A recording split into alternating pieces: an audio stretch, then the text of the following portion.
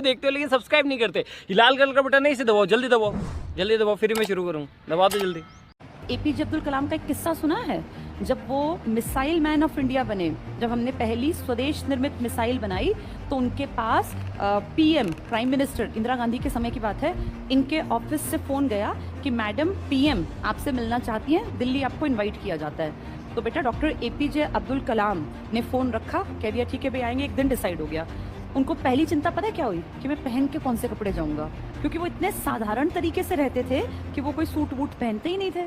तो उन्होंने अपने एक, जिनको वो अपने से बड़ा और समझदार मानते थे, उनको फ़ोन किया और कहा सर ऐसे ऐसे मेरे पास जो है पीएमओ मतलब प्राइम मिनिस्टर ऑफिस से मेरे यहाँ कॉल आया और मुझे कह रहे हैं कि पीएम मैडम मिलना चाहती हैं, इंदिरा गांधी जी। तो कहा सर मैं कौन से कपड़े पहन के जाऊँ, मेरे पास तो ऐसा कोई सूट नहीं है।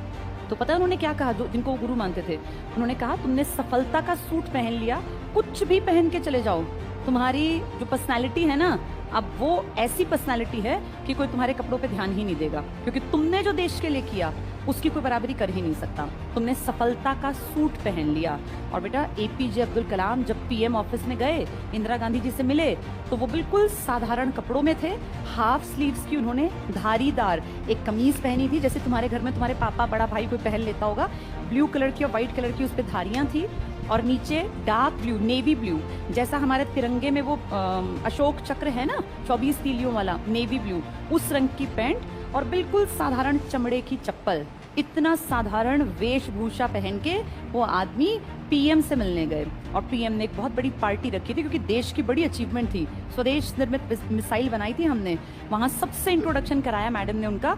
सब उनसे मिलने के लिए आतुर थे कि कैसे हम इससे मिलने। सोचो पीएम से मिलने के लिए लोग आतुर होते हैं, लेकिन पीएम के पास जितने लोग थे वो सब एक्साइटेड थे कि हम एपीजे से मिलने। तो एपीजे ने देखा कैसी सफलता हासिल की, कपड़े मैटर ही नहीं करते। जब वो प्रेसिडेंट बने ना, बाद में उनको बेटा भारत रत्न मिला 1997 में, और जब वो प्रेसिडेंट बने सन 2002 से 2007 के बीच में, तो हमारे प्रेसिडेंट जब जाते हैं ना दिल्ली प्रेसिडेंट हाउस में, तो उनका ना एक स्पेशल तरह का पहनावा होता है। ऐसे ऊपर से उनका कोट तुमने ध्यान दिया हो, अलग तरह का गोल गले वाला कोट होता है, वो पहनने का ट्रेंड था। हमारे सब राष्ट्रपति पहनते थे, चाहे वो डॉक्टर राजेंद्र प्रसाद थे और चाहे वो एपीजे अब्दुल कलाम। तो एपीजे ने कहा, वहाँ एक उनका ना पर्सनल वहाँ पे एक दर्जी होता है, तो उन्होंने उस दर्जी को कहा कि भाई देख मेरी आदत नहीं है ऐसे गला बंद कोट पहनने की, मैं हो जाऊंगा परेशान, मेरा थोड़ा बटन ना नीचे लगा देना, जैसे मैं ऐसे गला बंद में मुझे थोड़ा सा अनईजी लगता है। तो उस दर्जी ने उनका थोड़ा सा बटन नीचे कर दिया, वो एपीजे स्टाइल कहलाने लग गया। तो एपीजे ने कपड़ों में कभी स्टाइल नहीं दिखाया, लेकिन अपना एक स्टाइल डेवलप कर लिया। उसके बाद तुम बहुत सारे लोगों को देखोगे जिनके कोट वो यहाँ से बंद गले वाले नहीं हैं, थोड़े से नीचे हैं, मतलब वो कंफर्ट को सबसे ज़्यादा इंपॉर्टेंस देते थे। जब उन्हें भारत रत्न मिला था ना 1997 में, तो वहाँ भी थोड़ा सा एक तो ना बेटा ऐसे शॉर्ट्स पहन के नहीं जा सकते, राष्ट्रपति भवन में मिलता है वो एक हॉल में, तो वहाँ पीएम, हमारे बड़े बड़े सारे मंत्री, बहुत बड़े बड़े लोग बैठे होते हैं। तो वहाँ 1997 में डॉक्टर एपीजे का नाम बोला गया, उनको भारत रत्न लेने आना था।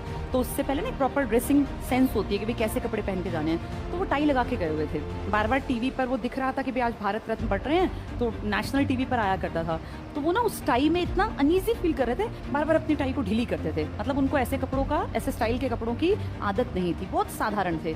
आज तक हम बेटा रिस्पेक्ट करते हैं, रिगार्ड करते हैं। उनको गए हुए 10 साल हो गए, 2015 में उनकी डेथ हो गई थी, 2002 से 7 तक वो तुम्हारे देश के प्रेसिडेंट रहे थे।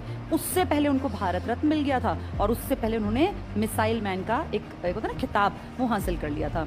आज 10 साल बाद भी उनका नाम धूमिल नहीं हुआ, उनका नाम रिस्पेक्ट से लिया जाता है। कारण बहुत अच्छा बोलते थे, बहुत मेहनती थे, ईमानदार थे। जब वो एक्सपायर हुए ना, तो लोगों को लगा कि भाई इसकी तो फैमिली नहीं थी, तो करोड़पति हो गया होगा, पता नहीं कितना पैसा जोड़ा होगा, क्योंकि शुरू दिन से कमाते थे, जिस दिन से बड़े हुए तब से पैसे कमाते थे। पता है क्या मिला उनकी टोटल इनकम में? उन्होंने अपने जीते जी अपना सारा पैसा लोगों की भलाई के लिए दान कर दिया। कभी अनाथालयों में, कभी लड़कियों की शादी ब्याह में, कभी किसी अनाथ की पढ़ाई में, कभी वृद्धाश्रम में। कोई भी बहुत बड़ा अमाउंट उन्होंने अपने लिए नहीं रखा। कितने ग्रेट आदमी थे बेटा। कुछ लोग लालची होते हैं, सोचते हैं कल को हम बुढ़े होंगे, हमारे पास पैसे होने चाहिए वरना हमारी कोई केयर ही नहीं करेगा, है ना। उनके मन में कभी ये विचार नहीं आया।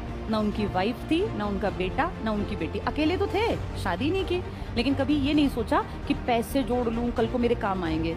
जितने पैसे आते साथ के साथ दान में, अच्छे कामों में, सोशल वर्क में लगा दिया। आज उनका नाम लेने वाला उनका बेटा नहीं है, लेकिन उनका नाम लेने वाले हम जैसे कितने लोग हैं, और हम कितनी रिस्पेक्ट देते हैं, कितना रिगार्ड करते हैं कि लाइफ हो तो एपीजे अब्दुल कलाम जैसी, कि जिन्होंने पूरी जिंदगी समाज का, देश का भला किया। मैं ये नहीं कहती कि हम सब वैसे बन जाएंगे, हमारी काबिलियत उतनी नहीं है, लेकिन हम कुछ कुछ तो अच्छा सीख ही सकते हैं बेटा, कि हम कपड़ों के पीछे पागल ना हो। जैसे एपीजे ने सफलता के सूट से अपना एक इम्प्रेशन बना लिया, ऐसे ही हम अच्छा कपड़ा पहने, कोई दिक्कत नहीं है, सफाई से रहें, डेली नहाना धोना, ब्रश करना, अपने बाल ठीक रखना, अच्छे ढंग से बन के रहना, ये अच्छी बात है। ऐसे गंदे बन के रहना, कंघी ना करना, 4-4 दिन तक नहाना नहीं, ये नहीं होना चाहिए। साफ सुथरे रहो, सुबह टाइम से उठो, ब्रश करो, पर्सनालिटी पे काम करो, लेकिन उस पर्सनालिटी में सिर्फ बाहर का अपीयरेंस ना हो, बौद्धिक रूप से भी सबल बनो। और